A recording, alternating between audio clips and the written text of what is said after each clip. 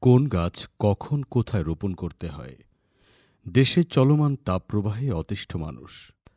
তাপপ্রবাহের জন্য দায়ী করা হচ্ছে বৃক্ষ নিধনকে। বিভিন্ন কারণে মানুষ গাছ কেটে বনভূমি উজাড় করছে, বাড়ি, কারখানা, সড়ক, প্রতিষ্ঠান নির্মাণ করছে। ফলে তাপপ্রবাহের যন্ত্রণায় সবাই এখন গাছ লাগানোর পরামর্শ দিচ্ছেন।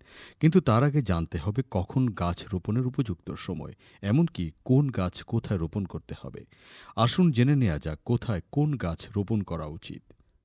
জুন, জুলাই ও আগস্ট মাস হচ্ছে গাছের চারা রোপণের উপযুক্ত সময়। বৃক্ষমেলা কিংবা নার্সারি থেকে চারা সংগ্রহ করা যায়। তবে ফল দেয় এমন গাছ ও ঔষধি গাছের চারা লাগানোর প্রতি বেশি নজর দেওয়া উচিত। এতে ফল, ওষুধ এবং কাঠ সবই পাওয়া যায়।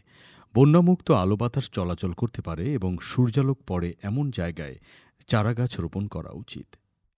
গাছ লাগানোর জন্য মসজিদ, মন্দির, গির্জা, স্কুল, কলেজ, অফিস, আদালত, মাদ্রাসা, বিশ্ববিদ্যালয় সহ বিভিন্ন শিক্ষা প্রতিষ্ঠানের সামনে ও আশেপাশে ফাঁকা স্থান নির্বাচন করা উচিত।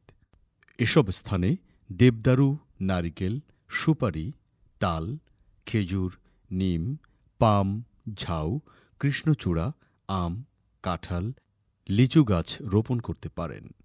এছাড়া পাকা বাড়ির ছাদে টবে করে গাছের চারা রোপণ করা যায়। এখানে কমলালেবু, পেয়ারা, বরই, জাম্বুরা, ডালিম, মেহেদি, লিচু প্রভৃতি গাছ রোপণ করতে পারেন। গাছ লাগানোর জন্য বাড়ির দক্ষিণ পাশ নির্বাচন করলে ভালো হয়। রোদ ও আলোর জন্য ছোট এবং কম ঝোপালো গাছ লাগাতে হবে।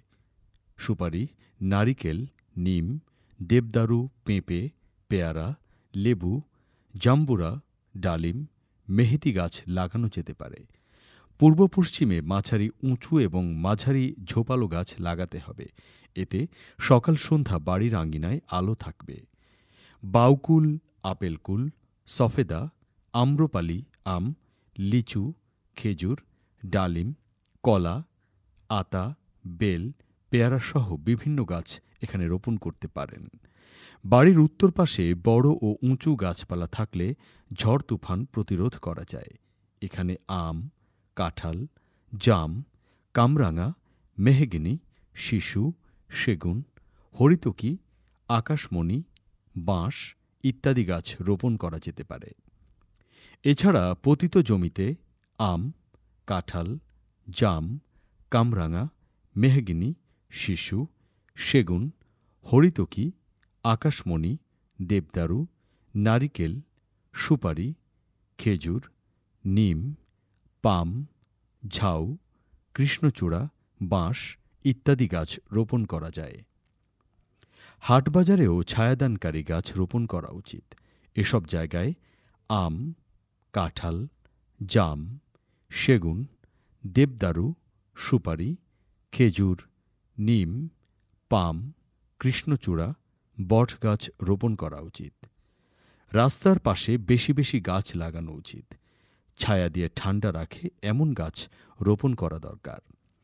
মেহগিনি, শিশু, সেগুন, হরিতকি, আকাশমণি, দেবদারু, নারিকেল, সুপারি, খেজুর, নিম, পাম, ঝাউ, কৃষ্ণচূড়া, বাবলা, এপেলেপেল, শিমুল গাছ প্রভৃতি রোপণ করা যায়।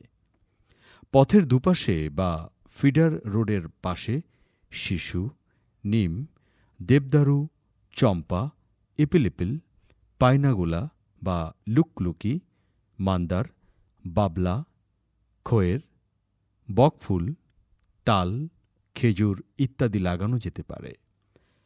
বড় রাস্তা বা মহাসড়কের পাশে কৃষ্ণচূড়া, কনকচূড়া, রেইনট্রি, গগন শিরীষ, শিলকড়ই, শিশু, মেহগিনি, অর্জুন, দেবদারু, সোনালু, নিম, নাগেশ্বর, আকাশমণি, বকুল, পলাশ, তেলসুর, ঝাউ, বটম পাম প্রভৃতি গাছ লাগানো যেতে পারে। রেললাইনের পাশেও মেহগিনি, শিশু, সেগুন, আকাশমণি, দেবদারু, নারিকেল, সুপারি, খেজুর, নিম, পাম, শিমুল ইত্যাদি গাছ রোপণ করা যায়। বাঁধের ধারে শেকড় শক্ত এবং বিস্তৃত এমন গাছ লাগানো যেতে পারে। বাঁধের পাশে বট, আমড়া, বাঁশ, মেহগিনি, শিশু, সেগুন, আকাশমণি, দেবদারু, নারিকেল, সুপারি, খেজুর ইত্যাদি গাছ রোপণ করা যায়। জমির আইল যেসব গাছের শেকড় কম বিস্তৃত, কম ছায়াদানকারী, ডালপালা ছাঁটাই করা যায় এমন গাছ লাগানো যেতে পারে। জমির আইলে মেহগিনি, দেবদারু ইত্যাদি গাছ রোপণ করতে হবে। জমির ভেতরেও গাছ লাগানো যায়। এক্ষেত্রে ইউক্যালিপটাসকে বেছে নিতে পারেন। ফসলের ক্ষেতে দূরে দূরে অল্প কিছু এরূপ গাছ লাগানো যেতে পারে।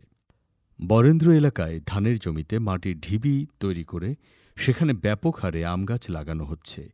এমনকি জমির আইলেও অনেক গাছ লাগানো হয়।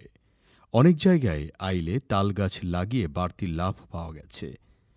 তাল ছাড়া খেজুর, সুপারি, বাবলা, বকাইন, জিগা, কড়ই, ইউক্যালিপটাস, পালিত মাদার ইত্যাদি গাছ লাগানো যেতে পারে। আসুন গাছ লাগাই, বৈশ্বিক তাপমাত্রা নিয়ন্ত্রণে সহায়তা করি।